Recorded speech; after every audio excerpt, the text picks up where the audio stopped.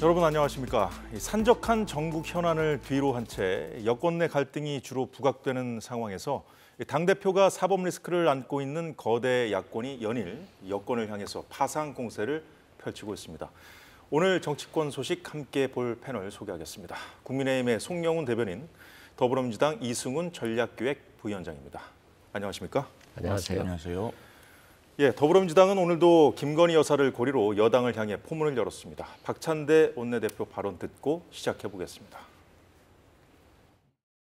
윤석열 대통령이 지금은 무도한 권력을 휘두르면서 희희낙낙할지 몰라도 결국 국민에게 심판받게 될 것입니다.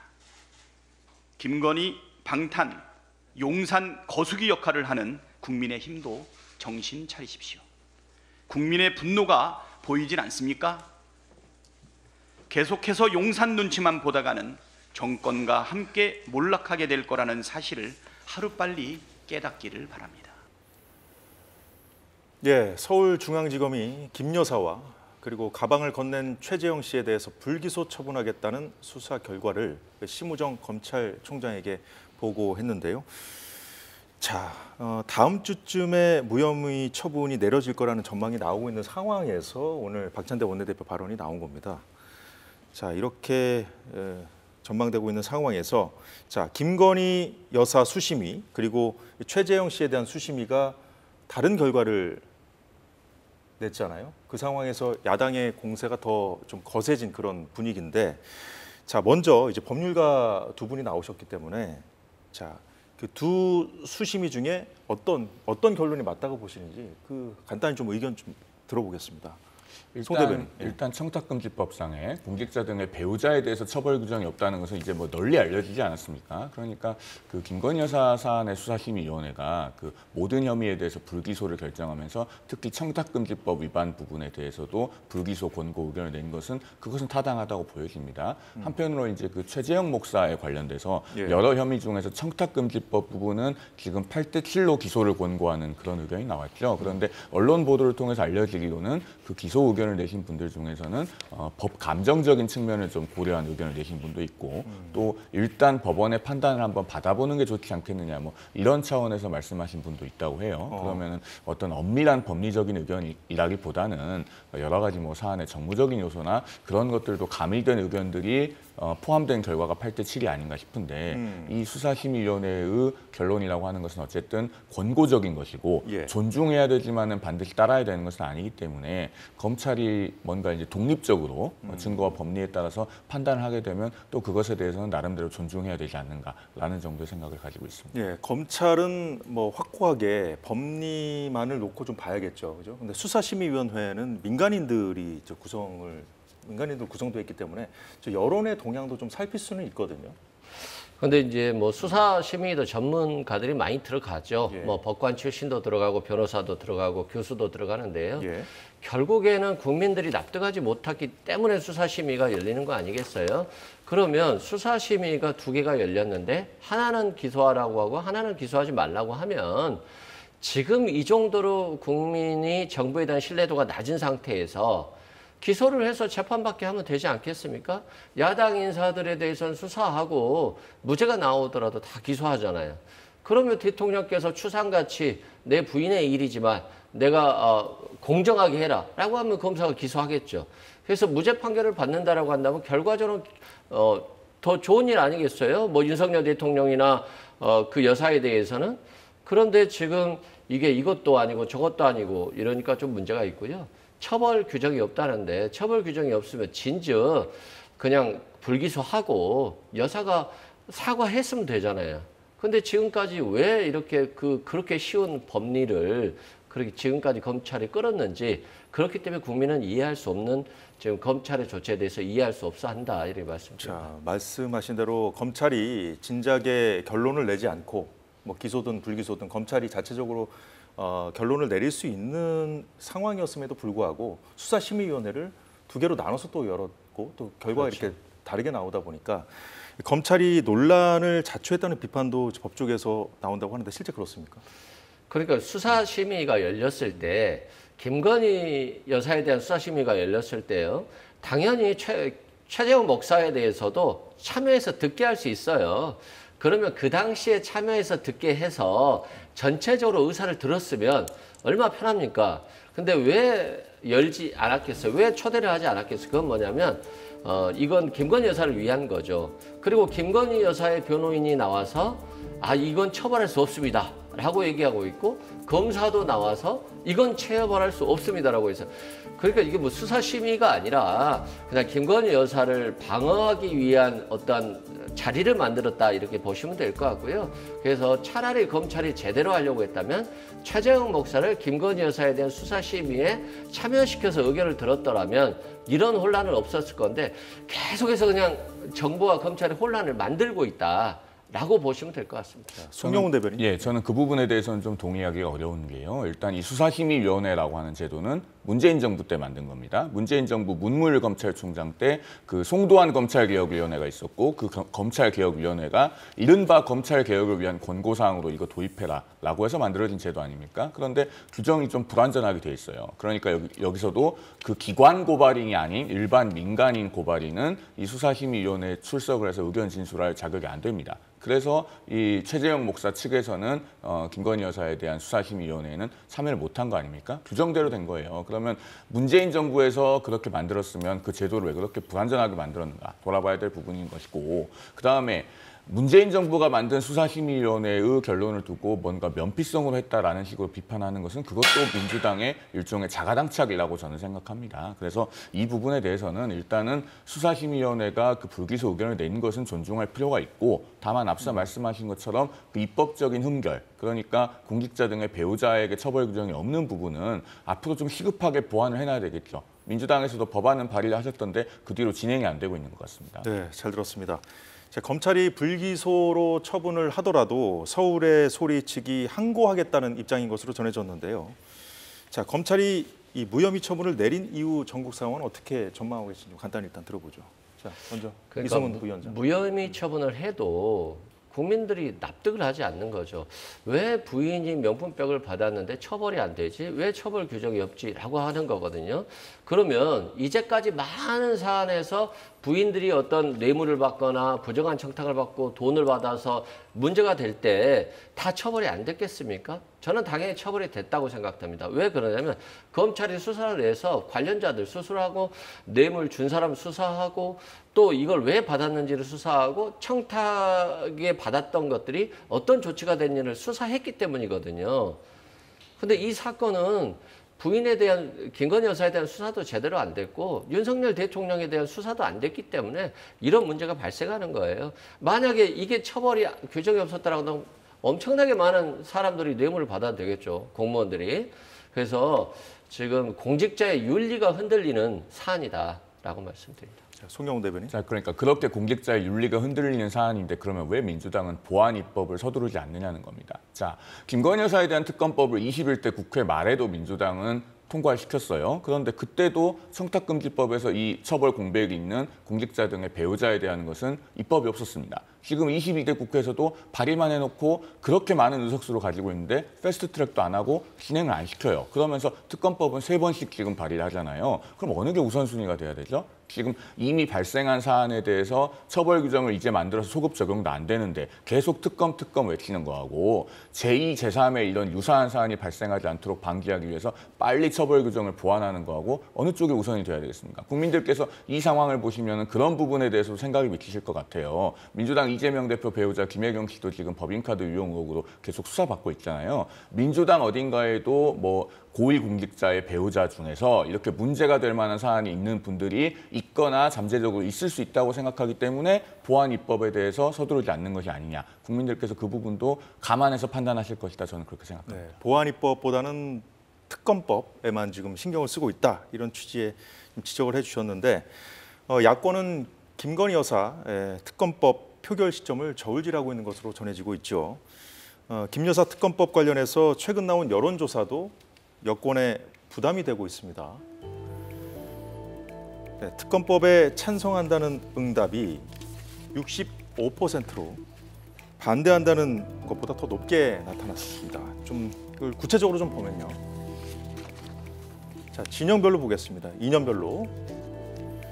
자, 보수층에서 찬성이 47%로 나타났고요. 진보층은 김건희 여사 특검법에 찬성하는 응답이 89%로 압도적으로 높게 나타났습니다. 화면에 나타나진 않았지만 중도층에서는 찬성 73, 반대 18%로 나타났습니다. 자, 지역별로 볼까요? 대구, 경북에서도요. 응답자 가운데 58%가 특검법 찬성, 36% 반대 이렇게 나왔네요. 자, 화면 보면서 여론조사 공지 내용 설명해 드리죠. 여론조사 회사 엠브레인 퍼블릭, K스탯 리서치, 코리아 리서치, 한국 리서치가 23일부터 25일까지 그러니까 9월 4주차에 전국 만 18세 이상 남녀 1,005명을 대상으로 했고요. 휴대전화 가상번호를 이용한 전화 면접 조사 방식으로 진행한 것으로 알려졌고, 자, 응답률은 15.2%, 표본오차 95% 신뢰 수준에서 플러스 마이너스 3.1% 포인트입니다. 자, 송영훈 대변인께 먼저 여쭤볼까요? 자, 그 대구 경북에서도 지금 찬성이 더 높게 나타났잖아요. 어떻게 받아들이십니까? 그러니까 저런 민의와 여론은 사실은 아프게 받아들여야 되고 굉장히 부담스러운 부분이 있는 것이 사실입니다. 그것을 부인하기는 어렵고요.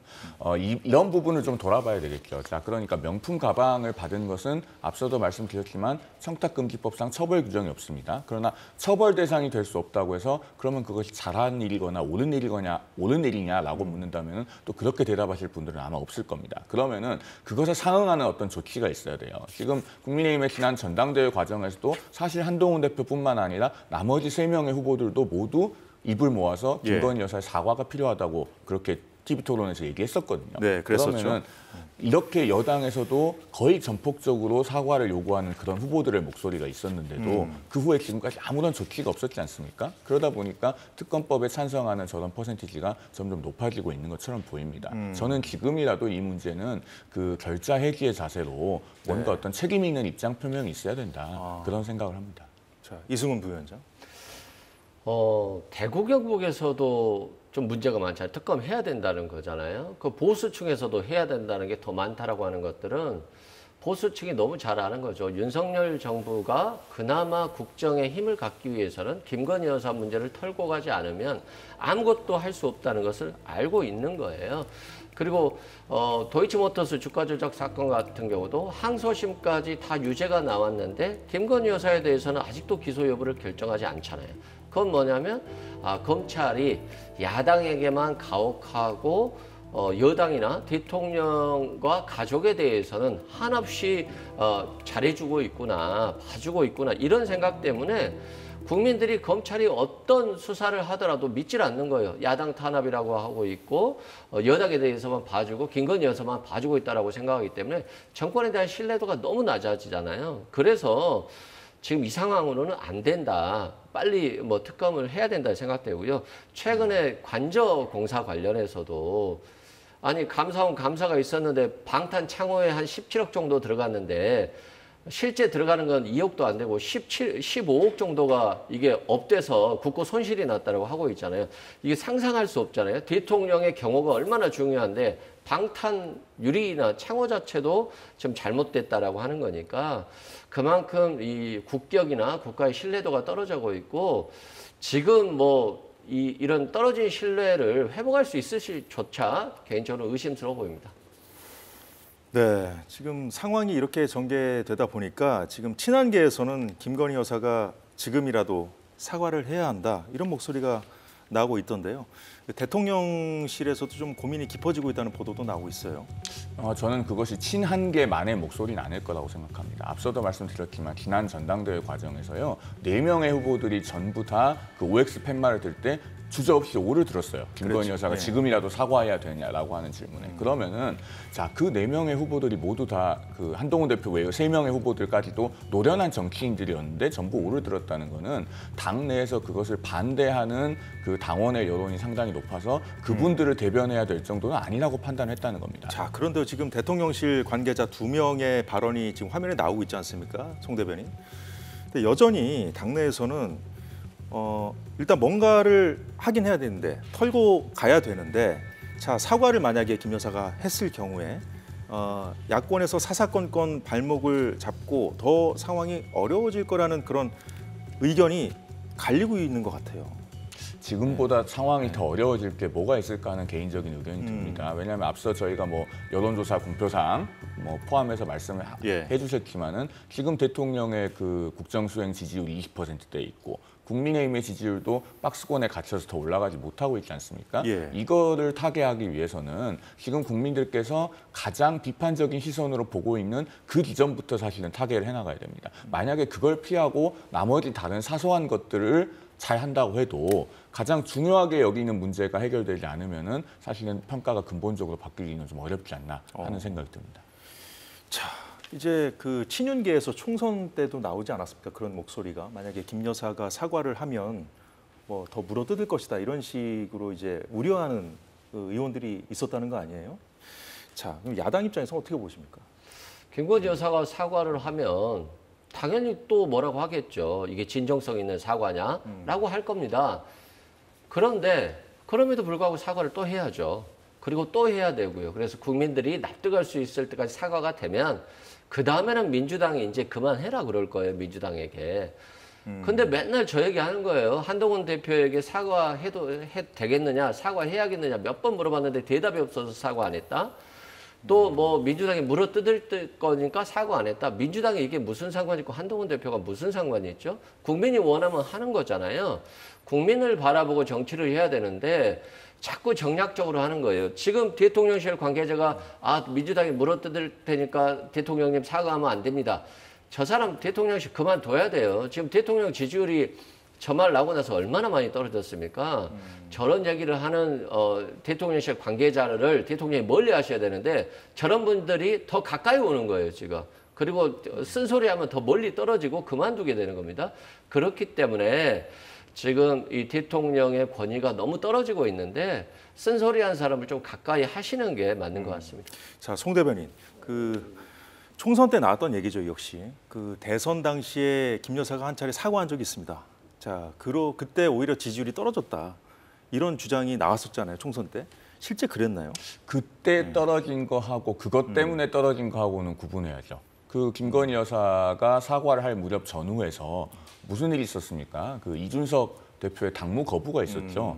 그 당 내부에서 큰 충돌을 빚고 지방으로 잠행을 하고 다시 복귀했다가 또 두 번째로 당무 거부를 하고 그런 일들이 12월 말 1월 초 있었습니다. 그런 것들과 결부되어서 지지율이 하락을 했기 때문에 사실 그 인과관계는 좀 정확하게 따져볼 문제입니다. 그리고 이 김건희 여사의 사과 문제는 작년 11월에 그 최재형 목사가 몰카로 촬영한 영상이 처음 공개됐을 때도 한번 논란이 됐었고 1월 달에 이제 한동훈 비대위원장과의 그 국민 눈높이 그 요구가 있을 때에도 논란이 있었고 이번 전당대회 과정에서도 논란이 있었는데 그러면은 올해 1월부터 보더라도 한 8개월 이상 사과를 안 하고 지금까지 그 왔어요, 여기까지.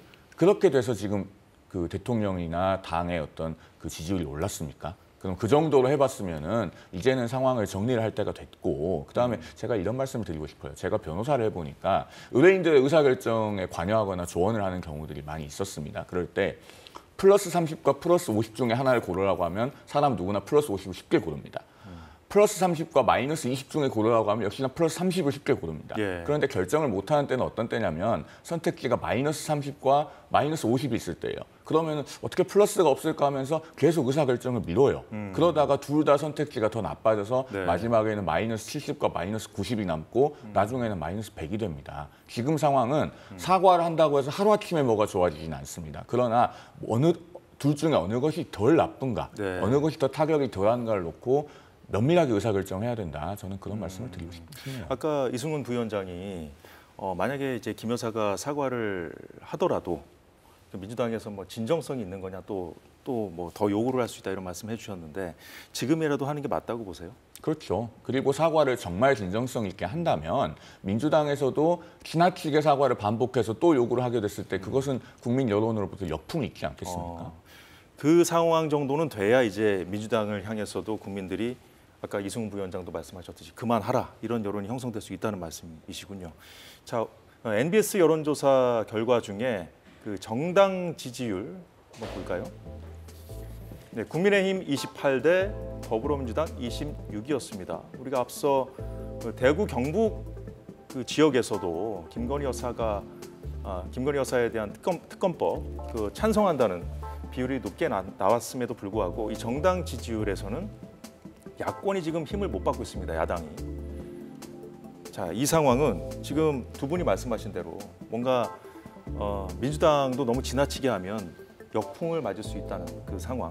그건 이제 일단은 기본적으로 이 전반적으로 다 이 여론조사 결과를 보면 일단 여권 지지자들은 좀 여권의 좀 악재를 좀 털고 가야 된다. 뭐 이런 흐름으로 볼 수 있을까요?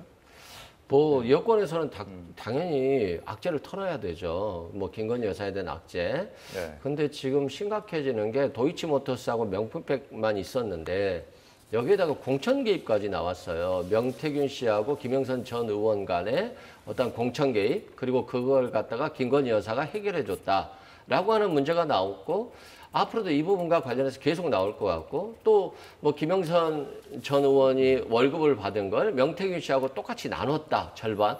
이런 얘기들도 나오고 있기 때문에 이제 공천 개입 의혹으로 또 커져가는 거거든요. 그래서 지금 현재 김건희 여사의 사과는 지금은 큰 의미가 없을 것 같고, 앞으로 뭐 수사를 받든 재판을 받아야 될 상황으로 왔다, 이런 말씀 드리고요. 또 민주당 입장에서도 지금 지지율이 낮잖아요. 그러면 국민들이 봤을 때 민주당도 특별히 잘한 것이 없다라고 보는 것인데, 당연히 이것에 대한 경계감은 가져야 될 것 같고, 다만 지금 현재로서는 윤석열 정부를 견제하는 데 집중할 수밖에 없기 때문에 그런 부분에 대해서 좀 이해해 주시면 될 것 같습니다. 또 뭐 지금 시점에서는 사과가 큰 의미가 없다고 또 그러셔가지고 자, 송 대변인 지금 이렇게 지금 말씀대로 이 부위원장 말씀대로 지금 다른 의혹들도 뭐 언론 보도가 나오고 있고 또 그걸 기반으로 해서 야당이 매일 또 공세를 취하고 있는 그런 상황이기 때문에 또 여권 입장에서는 또 지금 사과를 하는 것이 더 위축될 수도 있지 않을까요? 그런데요, 네. 그 뭔가 다른 게 문제가 될 만한 것이 많다라고 전제를 한다면 혹시 모르겠어요. 그런데 조금 전에 말씀하신 그 공천에 관여했다고 하는 의혹은 그야말로 이제 특정 인터넷 매체만 계속 보도를 하면서 이제 그 북치고 장구치고 하고 있는 것이지 사실 다른 레거시 미디어에서는 그렇게 뭐 이렇게 그 신뢰할 수 있을 만한 팩트가 없다고 판단하고 있는지 후속 보도가 잘 없는 상태입니다. 그리고 그 명태균 씨라고 하는 분은 김영선 전 의원하고 실제로 굉장히 밀접한 관계였어요. 그 미래한국연구소라고 하는 회사의 회장으로 알려져 있는데, 그 미래한국연구소는 김영선 전 의원이 사내이사, 대표이사 이런 걸로 등기이사까지 맡았던 회사입니다. 그리고 그 지난 총선 공천 과정에서 김영선 의원은 국민의힘에서 원칙대로 컷오프를 했고, 그 경쟁자라고 하는 뭐 김상민 전 검사, 그분도 원칙대로 컷오프가 됐기 때문에 사실 뭐가 더 문제가 될 만한 게 많이 있어서 그 명품 가방 사안을 지금 사과하면 안 된다라고 하는 얘기는 글쎄요, 오히려 사과를 하지 않고 계속 이 상황으로 흘러갔을 때 그러면 오히려 또 다른 억측을 불러일으키는 것이 아닌가, 그런 생각도 듭니다. 네, 잘 들었습니다. 자, 이런 상황에서 더불어민주당 의원들 전 정권 정치탄압대책위원회 소속 의원들이라고 합니다. 오늘 대검찰청을 항의 방문해서 문재인 전 대통령 일가에 대한 수사를 중단하라, 그리고 검찰 수사팀을 감찰하라고 오히려 촉구를 했습니다. 자, 이거는 송 대변인께 먼저 여쭤보겠습니다. 지금 모든 이런 행동을 할 때요, 의원들이, 국회의원들이 행동을 할 때는 타이밍, 시점을 보고 또 여론의 동향, 민심의 추이를 보면서 또 행동으로 옮기지 않습니까? 한 축에서는 김건희 여사에 대한 공세를 펴고 있으면서 또 그 야권 인사들에 대한 어떤 수사, 이 부분에 대한에서 뭐 정당성이 없다, 이런 주장을 지금 거기에도 좀 전력을 좀 쏟고 있는 것 같아요. 사실은 그러니까 정상적인 야당 같으면 이렇게 내로남불을 할 게 아니고, 사실은 이렇게 요구를 하는 것은 그나마 이해할 수 있겠죠. 김건희 여사도 엄정하게 수사하고 문재인 전 대통령, 이재명 대표도 다 법대로 원칙대로 수사해라, 이렇게 하면은 그나마 말이 돼요. 그런데 김건희 여사에 대해서는 또 아주 엄격하게 하라고 하고, 문재인 전 대통령에 대해서는 이렇게 수사를 중단하라고 하고, 이재명 대표를 수사하는 검사들은 계속 탄핵 소추하고 청문회에 불러세워서 조리돌림식으로 망신주기를 하려고 하고, 이러니까 앞뒤가 안 맞는 하는 겁니다. 그리고 저 검찰 항의 방문한 것은 정말 잘못된 것이에요. 국회의원의 입법 권력을 전직 대통령 한 사람을 방어하기 위해서 지금 사유화하는 것 아닙니까? 저 항의 방문의 함의에는 문재인 전 대통령에 대한 것도 있지만 이재명 대표에 대한 그 수사와 기소를 계속하면은 역시나 가만히 두지 않겠다라고 하는 겁박의 의미도 행간에 포함되어 있는 것이 아닌가. 말씀드린 대로 지금 오늘 검찰청에 간 저 의원들이 소속돼 있는 당 기구가 전 정권 정치탄압대책위원회인데 이 기구가요. 문재인 전 대통령하고 이재명 대표 사법 리스크 같이 공동으로 좀 방어하자. 이렇게 지난번에 이제 이재명 대표하고 문재인 전 대통령 만난 이후에 합의하고 만들어진 기구 아닌가요? 아, 맞습니다. 아니, 검찰 수사가 어느 정도껏 해야죠. 해도 너무하니까 이런 거 아니겠어요? 아니, 한 3년간 야당 대표를 계속 수사하는 경우가 어디 있습니까? 검찰이 무능한 겁니까? 아니면은 일부러 그냥 시간표대로 그냥 정권 끝날 때까지 계속 하려고 그러는 겁니까? 이건 어느 누구도 이해할 수 없는 부분이에요. 뭐 잘못한 게 있으면 수사를 하는데 어느 정도 시간 타이밍이 있어야 되죠. 특수부 수사가 3년 내내 하면 그 사람 죽으라는 거잖아요. 그 변호사비가 얼마나 많이 들겠습니까? 매일 재판 다녀야 되고요. 결국에는 정적을 그냥 검찰 수사로 끝내겠다는 거잖아요. 그리고 문재인 전 대통령에 대해서도 3년 전부터 이게 문제된 사안이잖아요. 그럼 빨리 수사를 했어야죠. 지금 김건희 여사에 대한 공천 개입 문제라든가 도이치모터스 수사 얘기 나오니까 이거 덮기 위한 수사 같다는 느낌을 지울 수가 없어요. 그리고 전직 대통령들이 구속되는 것 자체가 굉장히 역사의 슬픈 진실이잖아요. 이명박 전 대통령 누가 구속시켰습니까? 박근혜 전 대통령 누가 구속시켰습니까? 문재인 전 대통령마저도 이런 걸로 구속시키려고 한다면 대한민국 대통령 모두 다 구속되어야 돼요. 이명박, 박근혜 전 대통령은 그래도 뭐 수십억, 100억 이상 뭐 뇌물 받았다 이런 얘기들이 있었잖아요. 유죄 판결이 났고요. 지금 문재인 전 대통령에 대해서는 사위가 일해서 번 돈인데 문재인 전 대통령 보고 취직시켜준 거 아니냐. 그러니까 뭐 뇌물 아니냐 그러는데 이런 것까지 수사하면요. 앞으로 나올 대통령들도 다 구속돼야 돼요. 어느 정도 한계는 있어야 되는 것이지 좀 해도 너무한다 이런 생각이 저도 듭니다. 제가 짧게만 말씀드릴게요. 문재인 전 대통령에 대한 수사는 아직 문 전 대통령 출석 요구도 안 했고 출석도 안 했는데 벌써 구속을 말씀하시면 대단히 성급하다는 생각이 들고요. 누구도 지금 구속한다고 얘기한 적 없습니다. 그리고 전 사위가 뭐 일을 해서 벌었다고 하시는데 그 타이 이스타젯에 취업할 때 항공업계 근무 경험도 없었고 뭐 영어도 제대로 못해서 발권 업무도 제대로 못했다는 그런 진술들도 있고 그리고 심지어는 그 회사 내에서 그분은 일 시키면 안 된다라는 얘기까지 나왔다고 하지 않습니까? 그러니까 이것은 좀 사실관계를 정확하게 보고 우리가 논의를 하는 것이 좋겠다라는 말씀을 드립니다. 예, 잘 들었습니다. 거대 야당의 이 거센 공세 속에서 여당은 연일 소수당의 한계를 느낀다 이렇게 호소하고 있습니다만 국회 본회의장에서 이 야당의 기세에 계속해서 밀리는 형국입니다. 어제 본회의장에서 지금 전국의 현실을 적나라하게 보여준 상황이 벌어졌습니다. 국가인권위원회 위원 한석훈 선출안은 부결되었음을 선포합니다.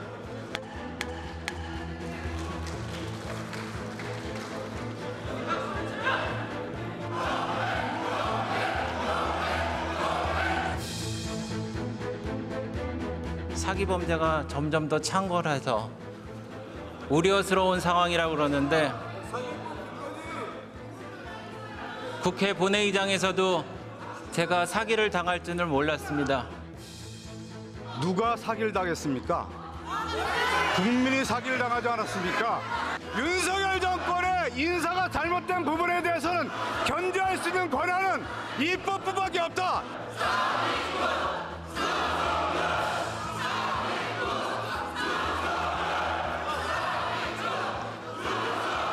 아주 그렇게 하세요. 그렇게 하세요. 예, 국가인권위원회 위원 선출 문제로 충돌한 모습을 보신 건데요. 소수당인 여당이 추천한 후보는 부결되고 다수당인 야당이 추천한 후보는 통과되자 국민의힘은 여야 합의를 뒤집었다면서 강력히 반발했습니다. 여야 간의 약속 위반이자 민주당의 사기 반칙, 의회 정치 파괴입니다. 결국 민주당은 이재명 대표를 수사한 검사에 대한 본인들의 보복성 탄핵을 비판했다는 괘씸죄로 한석준 위원에게 보복을 가한 것입니다. 이번 사태는 보복이 또 다른 보복을 낳는 이재명식의 무한 보복의 정치이자 이재명 대표를 향한 민주당의 무한 충성 경쟁인 것입니다. 네, 이승훈 부위원장께 먼저 여쭤보죠. 이제 합의 처리하기로 이렇게 약속을 해놓고 이제 한마디로 뭐 사기를 쳤다는 거잖아요. 민주당이, 국민의힘 입장은. 자, 민주당은 그 의원들의 자율 투표로 했다 이렇게 맞서고 있는 상황인데, 자 그렇다면은 사전에 자율 투표하는 것을 확실하게 좀 얘기를 하고 들어갔으면 이런 일이 안 벌어지지 않았을까 싶은데요. 그게 원칙이죠. 그렇게 해야죠. 여야 합의로 하는 거니까 일반적으로 하면 관행대로 두 개를 다 통과시켜야 되는 게 맞습니다. 다만 의원총회 직전에, 본회의 직전에 의원총회가 있었는데 서미화 의원이 강력하게 요청을 했다는 거예요. 박정훈 대령에 대해서 긴급 구제 조치 요청을 했는데 이 한석훈 위원이 그 지극히 반대를 했고 이태원 참사 특별법도 반대를 많이 했다는 거예요. 인권위원이라고 하는 것은 소수의 인권이라든가 다수의 인권도 인권을 보호하는 게 주 목적인데 어떤 인권적인 측면에서 많이 부족했다 이런 부분을 많이 강조했고 그러다 보니까 자유투표에서 결국 불결됐다는 말씀 드리고요. 다음에 이제 이런 것들이 지금 복수의 복수라고 하셨잖아요. 추경호 원내대표께서. 근데 되돌아보면 최민희 방통위원이 방송통신위원회 추천이 됐는데 대통령이 7개월 동안 묵살하고 안 했거든요. 그러고 나서 방통위원을 2인 체제로 가서 MBC 이사회까지도 다 바꾸고 사장까지 바꾸려고 했는데 그 법원의 저지로 실패했지 않습니까? 결국은 이게 도돌이표예요. 지금 거부권과 재표결하듯이 이 보복에 보복이 일어나는 거니까 이런 것들은 실은 빨리 개선돼야죠. 그러니까 실은 대통령이 어떻게 보면 먼저 잘못하신 거죠. 도돌이표라고 말씀을 하셨네요. 예, 송경호 대변인. 저는 동의하기가 상당히 어려운 게요. 이 한석훈 후보는 2021년 9월에요. 원래 여야 합의로 국가인권위원회 상임위원으로 선출된 분입니다. 당시에 국회에서 180표 넘게 얻었고요. 그때는 여야 합의로 통과가 됐는데 왜 이렇게 부결을 시켰는가? 그것은 그야말로 이 힘으로 밀어붙여서 여당의 뒤통수를 치겠다라는 것밖에는 달리 표현하기 어려울 것 같아요. 그런데 이 국가인권위원이라고 한 자리가 이렇게 국회가 파행을 빚을 정도로 무리를 해야 되는 자리인가? 이것에 대해서 의구심을 갖는 시청자들께서 많이 계실 겁니다. 사실 지금 그 정치권에 어떤 설이 많이 돌아다니고 있냐면 10월 17일에 헌법재판관 3명 임기가 끝납니다. 3명 다 국회 추천이죠. 그러면 국회가 후임을 뽑아야 되는데 이제 여야가 양당제가 된 이후로는 우리 국회의 전통이 어떠하냐면은 헌법재판관 3명을 여당 1명, 야당 1명씩 추천을 하고 나머지 1명은 여야 합의되는 인물을 국회가 추천합니다. 그렇게 해서 선출을 했는데 지금은 야당이 의석수가 많다고 2명의 재판관을 추천하겠다고 해요. 그 부분에 대해서 원만하게 합의가 이루어지지 않고 있는데 이렇게 국가인권위원 선출 과정에서 합의를 깨고 뒤통수를 치는 정치적 사기극이 발생을 하면 헌법재판관 추천에 관해서 원만하게 합의가 안 되지 않겠습니까? 근데 헌법재판관은 3명이 공석이 돼서 6명이 되면 헌재가 아무 사건도 심리를 못해요. 7명 이상이어야지 심리를 진행할 수 있거든요. 그렇게 해서 헌법재판소를 마비시킨 다음에 이미 진행 중인 그 이진숙 방통위원장 탄핵소추안이라든가 탄핵심판이라든가 또는 새로운 어떤 탄핵 심판들을 헌재에서 더 이상 심리를 하지 못하게 해서 장기화시키기 위한 그런 빌드업이 아니냐라는 의구심이 지금 정가에 있습니다.